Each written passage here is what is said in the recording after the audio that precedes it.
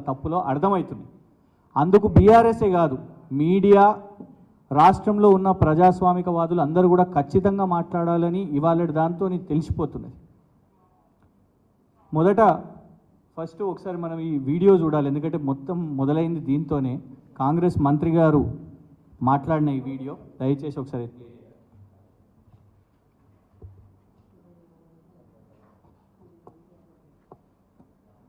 దరఖాస్తే పెట్టలే, కొత్త బ్రాండ్స్ను తీసుకొని రాశారు. అసలు కొత్త బ్రాండ్స్ ఎవరు దరఖాస్తు పెట్టుకోలే. ప్రజాస్వామ్యంలో ఎవరికైనా రైట్ ఉంటుంది. ప్రజలకు ఏది కావాలంటే అది ఎవడని పెట్టుకుంటాడు. దాన్ని విమర్శించే వద్దనే హక్కు మాకుంటుందా? ప్రజలు ఏది కోరుకుంటే ఇన్వెంట్ చేసుకుంటే ఇస్తారు. డెఫమేషన్ కేసు 100 కోట్ల రూపాయలకు కేసులో డెఫమేషన్ కేసు మన డిపార్ట్మెంటే అంటే సంబంధిత అధికారులు ఫైల్ చేస్తూ ఉంటారు.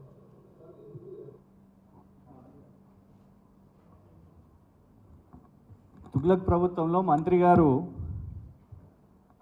అసలు ఏ కంపెనీ ప్రతిపాదనలు పెట్టలేదు, ఏ కొత్త బ్రాండ్ వస్తలేదు. మీడియా వాళ్ళు ఏమన్నా రాస్తే 100 కోట్ల పరువు నష్టం దావా వేస్తామని హెచ్చరించారు. అందరికి కూడా తెలిసిన విషయం.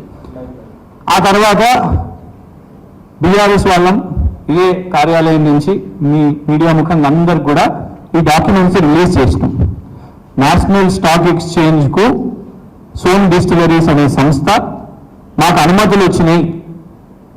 ఎట్లా ఇచ్చింది తెలంగాణ ప్రభుత్వం? ఆ కంపెనీ యొక్క మొత్తం దాని పుట్టుపూర్వతలన్నీ కూడా బయటకు తీసినాం. शराब निर्माता सोम डिस्टिलरी के खिलाफ नकली बियर का मामला दर्ज. నకిలీ మద్యం తయారు చేయడంలో ఈ కంపెనీకి చాలా పేరున్నది. ట్యాక్స్ చోరీలో జైలుకు పోయింది ట్యాక్స్ చోరీ చేసినందుకు. ఇది మధ్యప్రదేశ్లో రాష్ట్ర ప్రభుత్వం వాళ్ళ లైసెన్స్ జప్తు చేసింది. 8 శాంపుల్లు సేకరించి టెస్ట్ చేస్తే అందులో 8లో 7 శాంపుల్లు నకిలీ మద్యం తయారు చేసే కంపెనీ ఇదని రాష్ట్ర ప్రభుత్వం ఇచ్చే అధికార కాపీ, అక్కడ ఉన్న ప్రెస్ క్లబ్ వాళ్ళు మాకు ఇచ్చిన డాక్యుమెంట్ ఇది. మధ్యప్రదేశ్ ప్రభుత్వం నుంచి 575 కోట్ల రుణాలు తీసుకొని ఇప్పటి వరకు కూడా కట్టలేదు. ఇది ప్రభుత్వం రిలీజ్ చేసిన డాక్యుమెంట్. వాళ్ళు కోర్టులో కేసు కొట్లాడుతున్నారు. ఇది సీజ్ అయిన మద్యం వాళ్ళు ఎట్లా పర్మిషన్స్ లేకుండా తయారు చేసి ఫ్యాక్టరీలు కూడా. కారణం ఏంటంటే మనకు ఒక చిన్న గుడిసె కట్టుకోవాలన్నా కూడా ప్రభుత్వం నుంచి పర్మిషన్లు ఇవ్వాలి. కానీ ఎకరాల్లో ఫ్యాక్టరీలు వీళ్ళు పర్మిషన్లు లేకుండా కట్టుకొని మద్యం తయారు చేసే కంపెనీ. గూగుల్ మ్యాప్స్ ద్వారా అక్కడ రాష్ట్ర ప్రభుత్వం గమనించి అక్కడ చూసి వీళ్ళు ఇట్లా కంపెనీ నడిపిస్తున్నారా అనేది దాని తర్వాత సీజ్ అయిన ఇమేజ్. ఇవన్నీ బయట పెట్టిన తర్వాత తుగ్లక్ గారి ప్రభుత్వంలో మంత్రి గారు ఈ ప్రెస్ నోట్ రిలీజ్ చేశారు. కాంగ్రెస్ మంత్రి గారు ప్రెస్ నోట్ రిలీజ్ చేసి దానికంటే ముందేమో లేదు, ఒక్క కంపెనీ వస్తలేదు, ప్రతిపాదనలే పెట్టలేదు, మీరు రాష్ట్ర బిడ్డ మీ మీద 100 కోట్ల పరువు నష్టం దావా ఇస్తామని మీడియా వాళ్ళని బెదిరించి ఆ తర్వాత మీరు రిలీజ్ చేయగానే ఇవన్నీ బయట పెట్టగానే 24 గంటల లోపే ఈ ప్రెస్ నోట్. అయితే ఈ ప్రెస్ నోట్ లో చాలా కీలకంగా ఏంటంటే Som distilleries company is the supplier of IMFL, Indian made foreign liquor అన్నట్టు. ఇది ఈ IMFL 22 స్టేట్స్ సిన్స్ 2 డికేడ్స్ 20 సంవత్సరాల నుంచి వీళ్ళు మద్యం చేస్తున్నారని రాష్ట్ర మంత్రి గారు కితాబిచ్చింది ఈ కంపెనీకి వాళ్ళ ప్రెస్ నోట్లో. అదే ప్రెస్ నోట్లో ఇంకో పేజ్లో the government takes this prestigious మాకు ఇది prestige as their pride. The above said Som distillery is an Indian company. ఈ కంపెనీ చాలా గొప్ప కంపెనీ, మేము చాలా గొప్ప పని చేస్తున్నాం. కాంగ్రెస్ ప్రభుత్వం ఇట్లాంటిది మా ప్రెస్టీజ్ మా ప్రైడ్ అని ఇది మంత్రి గారి డాక్యుమెంట్. మళ్ళా పుసుకొని కేసు పెట్టగల రేవంత్ రెడ్డి గారు మేమేదో తయారు చేసినామని. ఇది అఫీషియల్గా లెటర్ హెడ్ తోని జూపల్లి కృష్ణారావు గారు మంత్రి గారు రిలీజ్ చేసిన ప్రెస్ నోట్ అండి. ఎందుకు చెప్తున్నానంటే ఇవాళ పొద్దున statement Telangana cancels permission to Som distilleries ప్రధాన పత్రికల్లో ఏంటంటే తొందరపడి the registration process was initiated by excise department in a hurry but it has now been quietly cancelled.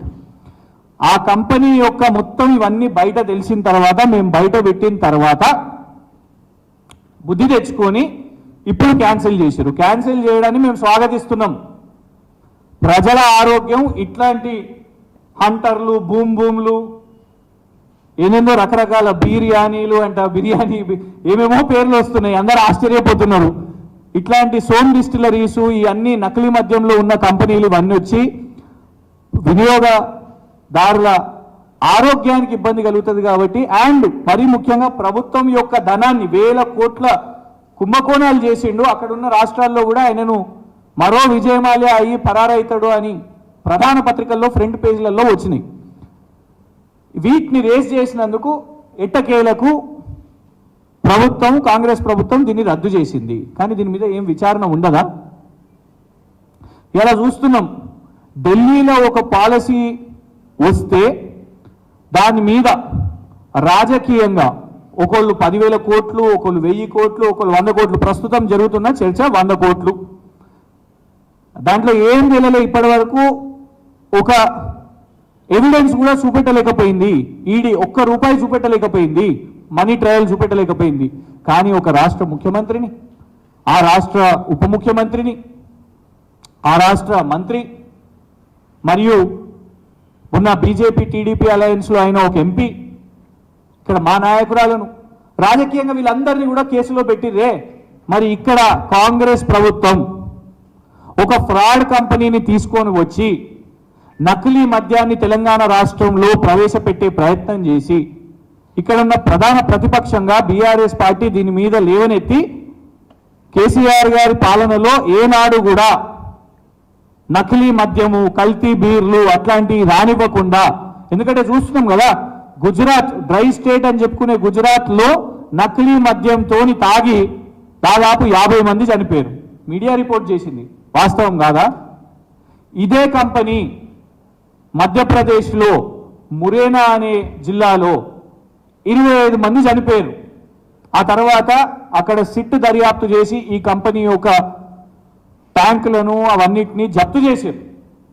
అట్లాంటి కంపెనీని మంత్రి గారు ఫస్ట్ వస్తలేదు, ప్రతిపాదన లేదని, ఆ తర్వాత నాకు సమాచారం లేదు, నాకు సమాచారం లేకుండానే అధికారులే తెచ్చిరని, ఆ తర్వాత అధికారికంగా చాలా గొప్ప కంపెనీ ఇది, చాలా ప్రెస్టీజు, ఈ సోమ్ డిస్టిలరీస్ అనే సంస్థ, వాళ్ళు తెచ్చే కల్తీ బీరు తెస్తే మా కాంగ్రెస్ ప్రభుత్వానికి, రాష్ట్రానికి చాలా గొప్ప జరుగుతుంది, ఇది మా ఘనత అని రాసి ఇవాళ సింపుల్గా రద్దు చేస్తున్నామంటే మరి విచారణ ఏముండదా? ఎందుకంటే ఈ కంపెనీకి, కాంగ్రెస్ పార్టీకి ఫైనాన్షియల్ ట్రాన్సాక్షన్స్ జరిగినాయని కూడా మేము బహిర్గతం చేసినాం. అఫీషియల్గా కోట్ల రూపాయలు కాంగ్రెస్ పార్టీకి ఈ సోమ్ డిస్టిలరీస్ అనే వాళ్ళు ఇచ్చిండ్రు. ఇండియా టుడే లాంటి సంస్థ కూడా సోమ్ డిస్టిలరీస్కి దిగ్విజయ్ సింగ్ గారికి సంబంధం ఉంది అని కూడా ఎప్పటి నుంచో దశాబ్దాల నుంచి ఆర్టికల్స్ ఉన్నాయి. రేపు బాధ్యత ఎవరిది అనేది అడుగుతున్నాం. మంత్రి గారు ఒక పాలసీ లేదని చెప్పి మీడియాను బెదిరించి, మళ్ళా లేదు పాలసీ తీసుకున్నాం, ఇచ్చినామని చెప్పి, అప్రూవల్స్ ఇచ్చినామని చెప్పి, మళ్ళా తర్వాత క్యాన్సిల్ ఇవాళ చేసుకుంటే, ఇందుకే ఇట్లాంటి యూటర్న్లు చేస్తున్నారు కాబట్టి దీన్ని తుగ్లక్ పాలన అని అంటున్నాం. దీని మీద ఖచ్చితంగా విచారణ జరగాలి. అవినీతి ఆరోపణ వేసినాం కాబట్టి మీరు ఇవాళ రియలైజ్ అయ్యి మీరు ఇవాళ రద్దు చేసుకున్నారు. కానీ రద్దు చేసుకున్నంత మాత్రాన ఇందులో ఎవరికి ఎన్ని ముడుపులు దొరికినాయో తేలలేదే. ఎవరిని కాపాడడానికి ప్రయత్నం చేస్తున్నారు? మంత్రి జూపల్లి కృష్ణారావు గారినా, లేదు అధికారులనా? ఎవరో అయితే బాధ్యులు ఉండాలి కదా. తెచ్చింది ఎవరు? ఎవరు అప్రూవల్ ఇచ్చిండ్రు? మేము ప్రశ్నించినాం కాబట్టి మీరు యూటర్న్ తీసుకున్నారు. అసలు ఈ ప్రభుత్వమే 6 నెలల పాలనలో 6 గ్యారంటీలను హామీ ఇచ్చి వచ్చి వీళ్ళు 6 గ్యారంటీలు పక్కన పెట్టండి. వీళ్ళు చేసేది ఏంది? డైవర్షన్, మేడిగడ్డ అని అంటారు, మళ్ళా డైవర్షన్, ఫోన్ ట్యాపింగ్, ఇసుక స్కామ్ నడుస్తున్నది, ఇసుక మాఫియా నడుస్తున్నది. నేరుగా మంత్రి గారి నియోజకవర్గంలో లారీలు పోలీస్ స్టేషన్, సీజ్ అయిన లారీలు పోలీస్ స్టేషన్ నుంచి గాయబైతాయి. ఇప్పటి వరకు దాని మీద ఏం లేదు, విచారణ లేదు, అరెస్ట్ లేదు. ఆ తర్వాత బియ్యం స్కామ్, అధికారులే పోతున్నారు, రేడ్లు చేస్తున్నారు, చాలా స్పష్టంగా అర్థమైపోయింది 1000 కోట్లు ఎవరు మింగిండ్రు. కానీ మళ్ళా డైవర్షన్, దాని మీద ఎత్తితే కేసులు. ఆర్టీసీ లోగోను వాళ్ళే రిలీజ్ చేస్తారు, మీడియాలో వస్తుంది, దాన్ని ఎందుకు ఇట్లా మార్చిండ్రు అని ప్రశ్నించే వాళ్ళ మీద కేసు. కరెంటు కోతల విషయం మీద కేసీఆర్ గారు మాట్లాడతారు, యూనివర్సిటీలలో అందరు బయటకు వచ్చి ధర్నాలు చేస్తారు, దాన్ని ప్రశ్నిస్తే కేసు. ఇప్పుడు ఈ లిక్కర్ది ఇవాళ మీడియాను కూడా మేము కోరేది ఏంటంటే, పెద్ద తలకాయ నొప్పి వచ్చింది. ఇవాళ లీకులు వీళ్ళే చేస్తారు, మళ్ళా తర్వాత దాన్ని డిలీట్ చేసేసి కేసేస్తారు. మీడియాకు లీక్ ఇచ్చేది ప్రభుత్వమే, ఇది పుసుక్కని ఎవరన్నా సోషల్ మీడియాలో పెట్టగానే పోలీస్ కేసు. అధికారిక డాక్యుమెంట్లనే వీళ్ళు గోల్మాల్ చేస్తున్నారు. ఓయూ ఒరిజినల్ సర్క్యులర్ని పెట్టినాం, అది కాదు అని అంటారు.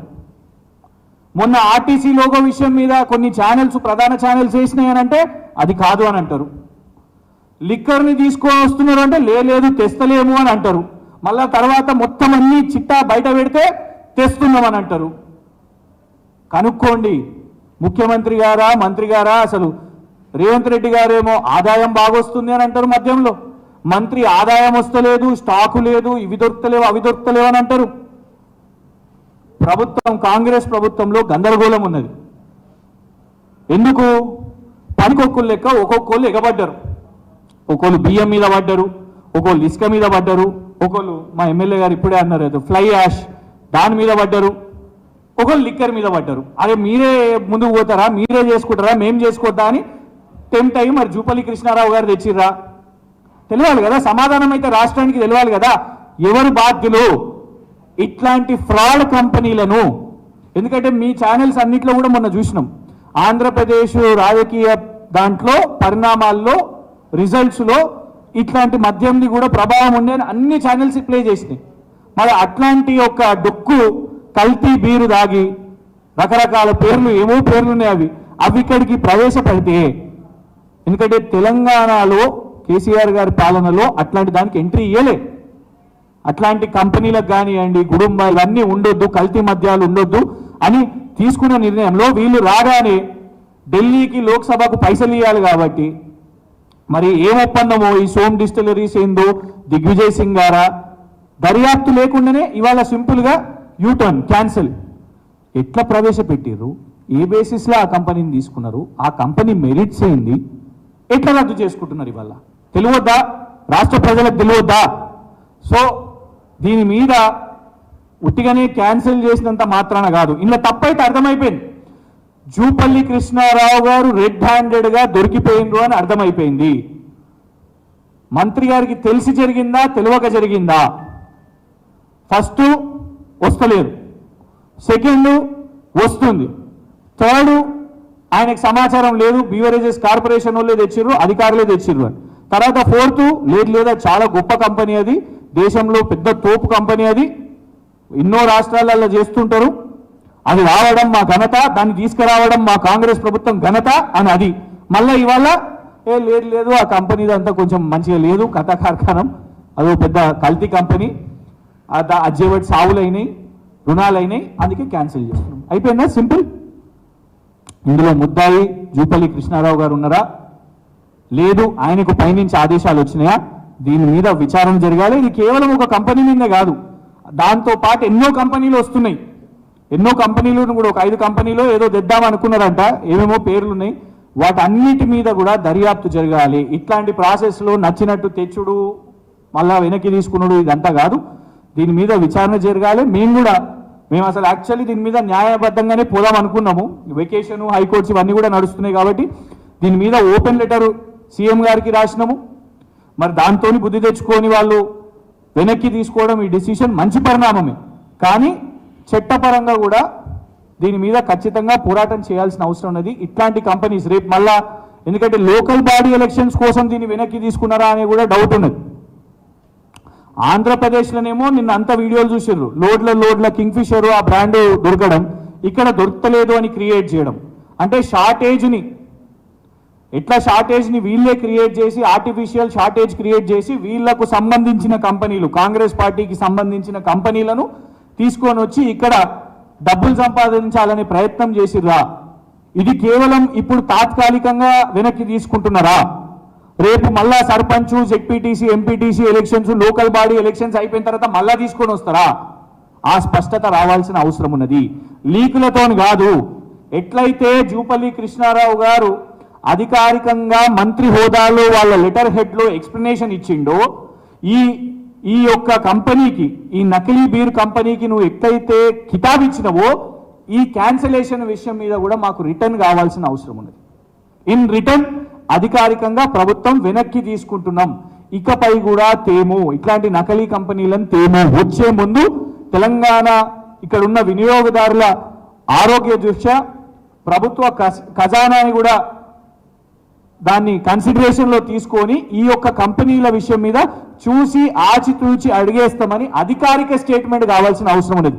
ఉట్టిగానే ఇట్లా దులిపేసుకొని అయిపోయింది, ఈ స్కామ్లో మేము జేబులు వేసేసుకున్నాం వదిలేసుకుంటాం అంటే కుదిరేది లేదు. డెఫినెట్గా దీని మీద ఒక క్లియర్ స్టేట్మెంట్ కాంగ్రెస్ ప్రభుత్వం ఇవ్వాల్సిన అవసరం ఉన్నది. అట్లాంటిది ప్రజలకు చెప్పాల్సిన అవసరం ఉన్నది.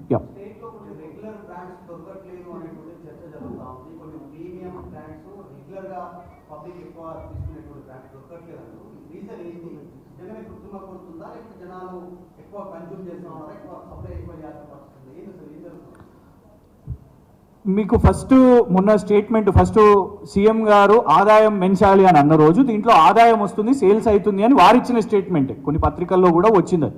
దాని తర్వాత 2-3 రోజుల్లో మంత్రి గారు లేదు షార్టేజ్ ఉంది అని వారు చెప్పారు. మేము అనేది ఏంటంటే మొన్నటి వరకు, ఉదాహరణకు పక్క రాష్ట్రం ఆంధ్రప్రదేశే కదా, మొన్నటి వరకు ఉన్న వేరే ప్రభుత్వం ఉన్నప్పుడు షార్టేజు ఇదంతా అన్నారు. నిన్న అందరూ చూసారు, లోడ్లు ఇక్కడ పోయినాయి ఆంధ్రప్రదేశ్లో, అక్కడ అవైలబిలిటీ ఉంది. మరి ఇక్కడ ఎందుకు అవైలబిలిటీ లేదు? ఇది ఆర్టిఫిషియల్ షార్టేజ్ అనేది అనిపిస్తున్నది. మధు గారు మీరు గమనించండి, పక్క రాష్ట్రంలో లభ్యత ఉన్నది, ఎక్కడ వేరే ఈ ఇష్యూ లేదు, ఇక్కడ ఎందుకు వచ్చింది? అది తీసుకురాగానే దాని చుట్టూ మొత్తం ఈ కుంభకోణం, ఈ కంపెనీని ఇంట్రొడ్యూస్ చేయడం, అది కూడా క్లారిటీ లేకుండా కదా, ఓపెన్గా అవును షార్టేజ్ ఉంది కొత్త కంపెనీ తెస్తున్నాము అని చెప్పింటే అయిపోతుండే. ఫస్ట్ లేదు అట్లాంటిది ఏం లేదు, ఏం తెస్తలేను అని అంటారు జూపల్లి గారు. బయట పెట్టినాక మొత్తం డాక్యుమెంట్స్, వాళ్ళకు వచ్చిన పర్మిషన్స్ ఇవన్నీ బయట పెట్టిన తర్వాత లేదు నాకు సమాచారం లేకుండా వచ్చింది అని అంటారు. ఒకవేళ గుజరాత్ లాగానే ఇక్కడ కూడా చాలామంది చనిపోయి ఉంటే ఎవరు బాధ్యత తీసుకునేది? జూపల్లి కృష్ణారావు గారు బాధ్యత కాదా? మంత్రిగా ఆయన కాంగ్రెస్ ప్రభుత్వం బాధ్యత కాదా? మధ్యప్రదేశ్లో చనిపోయిన ఈ కంపెనీ అక్కడ సీజ్లు చేసిరు కదా, మరి ఇక్కడ బాధ్యత కాదా? మీరు సింపుల్గా రద్దు చేసేస్తారు. అందుకే మేము అనేది ఏంటంటే ఎక్స్ప్లెనేషన్ ఇవ్వాలి. ఇతర రాష్ట్రాల్లో దొరుకుతున్నప్పుడు, ఆంధ్రప్రదేశ్లోనే దొరుకుతున్నప్పుడు ఇక్కడ ఎందుకు? ఆ కంపెనీ ఎందుకు, వేరే కంపెనీస్ వేరే బ్రాండ్స్ ఎందుకు దొరుకుతలేవు? ఇట్లాంటి భూములు ఎన్నెందో పేర్లు, ఈ కంపెనీలు ఎందుకు ఇక్కడ ప్రవేశపెట్టాల్సిన అంత ఆత్రం ఎందుకు వచ్చింది? ఇది బ్రూ ట్యాక్స్లో ఎక్స్పాన్షన్లో భాగమా? దీని పేరు మారుతుంది, ఇప్పుడు బ్రూ నుంచి పీ కూడా యాడ్ అయినట్టుంది. కౌశిక్ రెడ్డి గారు పీ ప్రవేశపెట్టిర్రు, ఇంకో మంత్రి ఇప్పుడు జే. సో ఈ అబ్రివేషన్ మేమెందుకు వెనుకబడాలి? ఒట్టి బ్రూవేనా? జేపీ అందరం కూడా యాడ్ అవుతాం, మేము కూడా యాడ్ అవుతామని ఈ లైన్ కట్టిర్రు, మింగుతున్నారు, దొరికేసరికి యూటర్న్ తీసుకున్నారు.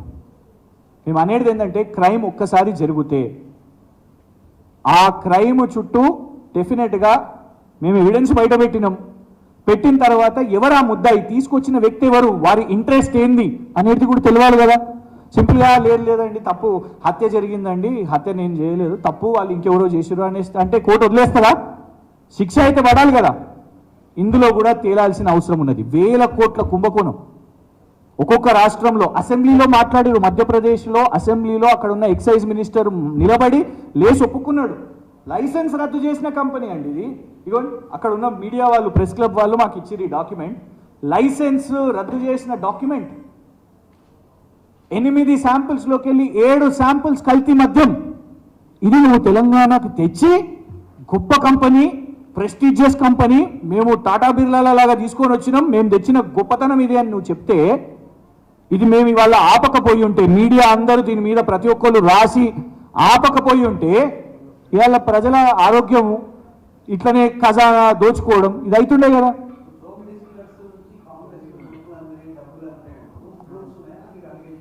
అబ్సల్యూట్లీ నేను లాస్ట్ టైం మీకు డాక్యుమెంట్స్ చూపెట్టినాను. ఏఐసిసి ఫండ్స్లోనే ఉన్నాయి, ఏఐసిసి దాంట్లో చూపెట్టినాం. అట్లా ఇంకా అనఫిషియల్గా ఎంత ఇచ్చుకున్నారు, అఫీషియల్ ఫండింగ్ 1 కాదు 2 కాదు 3-4 సంవత్సరాలు కోట్ల రూపాయలు ఇచ్చారు, కోట్ల రూపాయలు ఇచ్చారు. ఎలక్షన్ ఫండ్స్ ఇచ్చారు. మీకు ఓపెన్గా మీరు ఎలక్షన్ కమిషన్ ఆఫ్ ఇండియా దాంట్లో ఓపెన్ చేసి చూస్తే మీకు క్లియర్గా అవి ఉంటాయి. మీకు అవి అందరికీ వాట్సాప్లో కూడా పంపిస్తాను, అవి షేర్ చేస్తాం. ఆన్లైన్లో ఉన్నదండి, మళ్ళీ మేము క్రియేట్ చేసింది కాదు. రేపు వాళ్ళు తప్పుడు కేసులు వేస్తారు. ఎలక్షన్ కమిషన్ ఆఫ్ ఇండియాలో సబ్మిట్ చేసినే అఫీషియల్గా చూపిస్తాం మీకు. సోమ్ డిస్టిలరీస్ ఎన్ని కోట్ల రూపాయలు ఇచ్చింది అని. ఇండియా టుడే లాంటి సంస్థ, చిన్న సంస్థ కాదు కదా, ఇండియా టుడే వాళ్ళు దిగ్విజయ్ సింగ్ గారికి వీళ్ళ మీద ఉన్న సంబంధాల గురించి రాసిరు ఓపెన్గా. సోమ్ డిస్టిలరీస్, దిగ్విజయ్ సింగ్ ఇట్లాంటి. సో అక్కడ ఉన్న రాష్ట్రాలలో, ఇతర రాష్ట్రాల్లో ఉన్న మీడియా వాళ్ళు దీని మీద ఫ్రంట్ పేజ్ న్యూస్లు రాస్తున్నారు.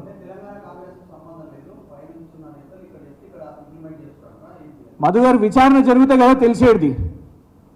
ఏఐసిసినా ఇది, ఏఐసిసి ట్యాక్సా ఇది, బ్రూ ట్యాక్సా ఇది, కేవలం జూపల్లి గారి ఇంట్రెస్టా? జూపల్లి గారేమో సింపుల్గా అధికారులను బలి చేయబట్టే, లేదు నాకు తెలియదు అధికారులే అని ఆయన రిటర్న్ దాంట్లో చెప్పిండు. మరి తేలాడు కదా, ఉట్టిగా వెనక్కి తీసుకుంటే ఎట్లా తెలుస్తుంది? రేపు ఇట్లనే నిర్ణయాలు తీసుకుంటారు. ఇవాళ మీడియాను కూడా ఇరికిస్తున్నారు, లీకులతోని రిలీజ్ చేసి దాన్ని ఎవరైనా బయట పెడితే మీ మీద పరువు నష్టం దావా వేస్తాం, మీ మీద కేసు వేస్తాం.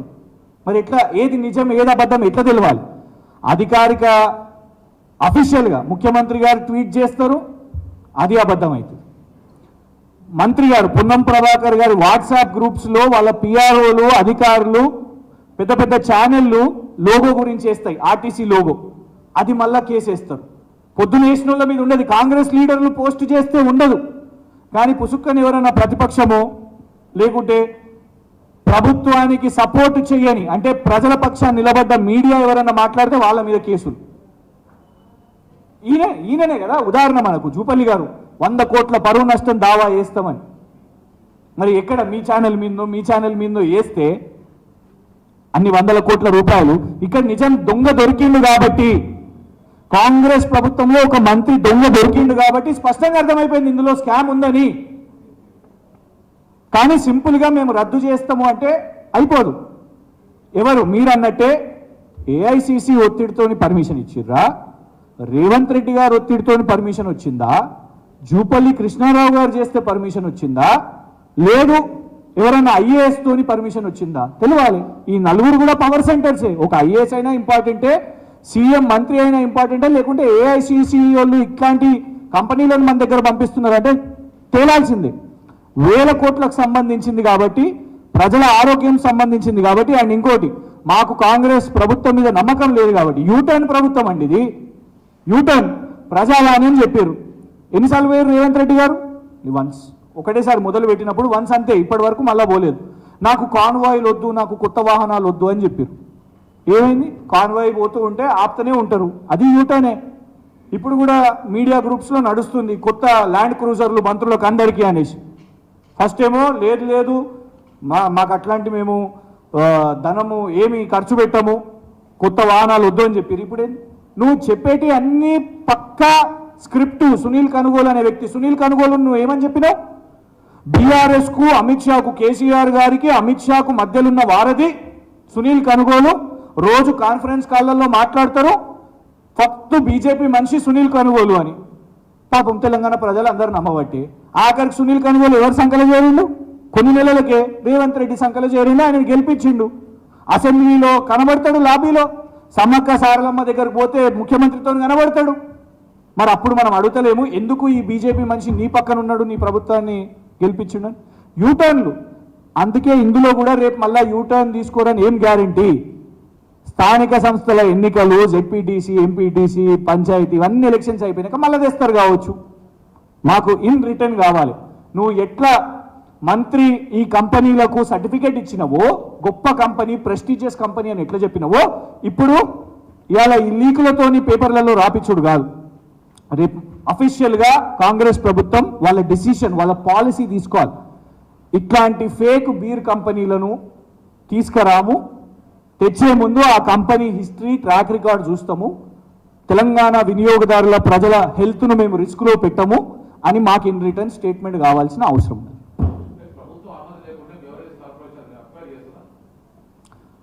గుడ్ క్వశ్చన్ అన్న. నేను ఒక కార్పొరేషన్ చైర్మన్గా పనిచేసినాను. వాస్తవానికి కార్పొరేషన్ల దగ్గర రూపాయి ఉండదు, ఒక్క రూపాయి ఇన్ క్యాష్ మన దగ్గర ఉండదు. ఒక కంప్యూటర్ కొనాలన్నా, ఎవరికైనా ఉద్యోగం పెట్టియాలన్నా, జీతమైనా ఏదైనా కూడా రెవెన్యూ డిపార్ట్మెంట్ డిసైడ్ చేస్తుంది. ఇక్కడికి వెళ్ళి ప్రతిపాదనలు వెళ్తాయి. యాన్యువల్లీ ఒక కారు కొనాలన్నా కూడా కార్పొరేషన్ కోసం, కార్పొరేషన్లు తిరగాలి అని అంటే, అధికారులు తిరగాలనన్నా ఎక్కడన్నా పోవాలనన్నా బోర్డు సమావేశంలో దాంట్లో ప్రవేశపెట్టి అప్రూవల్స్ వస్తే ఆ తర్వాత ఎస్టిమేషన్స్ అక్కడికి పోతాయి. మనం ఒక ఏది చేయాలన్నా కూడా. మరి ఇక్కడ మంత్రి గారు ఏమంటారు, ఆయనకు తెలియకుండా బివరేజెస్ కార్పొరేషన్ చేసిందని. తెలంగాణ ప్రజలను మోసం చేసిరు, అబద్ధాలది. ఎందుకంటే రెవెన్యూ ప్రిన్సిపల్ సెక్రటరీ దగ్గరికి వెళ్తుంది. ప్రిన్సిపల్ సెక్రటరీ దగ్గరికి వెళ్ళిన తర్వాత ఎవరు ప్రిన్సిపల్ సెక్రటరీకి పైన మంత్రులు ఉన్నారు. తెలియకుండా జరిగింది అని అంటే ఎంత ఇర్రెస్పాన్సిబుల్. రాజ్యాంగబద్ధంగా మంత్రి గారు ప్రమాణ స్వీకారం చేసి నువ్వు మంత్రి పదవిలో ఉన్నావు, నీకు ఇన్ఫర్మేషన్ లేకుండా వేల కోట్ల వ్యాపారం ఒక కంపెనీ, ఒక బోగస్ కంపెనీ, ఒక నకిలీ కంపెనీ రాష్ట్రంలోకి ఎంటర్ అవుతుంది, నీకు ఇన్ఫర్మేషనే లేదు అని అంటే you are unfit to be the minister. నీకు తెలిసి జరిగిందా, నీకు తెలియక జరిగిందా, ఫస్ట్ అక్కడనే తేలాల్సిన అవసరం ఉన్నది. అందుకే ఈ మ్యాటర్ ఇక్కడ అయిపోలేదు. ఇది కేవలం ఒక సోమ్ డిస్టిలరీస్ ఒక్కటే కాదు, ఇట్లాంటి ఎన్నో చేస్తున్నారు. కాబట్టి దీని మీద విచారణ చేపట్టాలి. ఎవరు, హూ ఇస్ రెస్పాన్సిబుల్? ఏఐసిసి నుంచి మొదలు పెట్టుకుంటే, ఎందుకంటే ఏఐసిసి నాయకురాలు వారు ఇన్ఛార్జ్గా రోజు ఇక్కడనే తిరుగుతున్నారు, దీపాదాస్ మున్షి గారు. ఎవరు రెస్పాన్సిబుల్ ఉన్నారు? ఏఐసిసి ఉందా, సీఎం గారు ఉన్నారా, జూపల్లి కృష్ణారావు గారు ఉన్నారా, లేకుంటే బెవరేజెస్కి సంబంధించిన అధికారులు, మళ్ళీ ఎవరో చిన్న చిన్న అధికారులను ఉట్టిగా బలి చేయకండి, దానికి సంబంధించిన ఎండి ఉన్నారా, ఎవరున్నారో ఖచ్చితంగా ప్రభుత్వం సమాధానం ఇవ్వాల్సిన అవసరం. Thank you.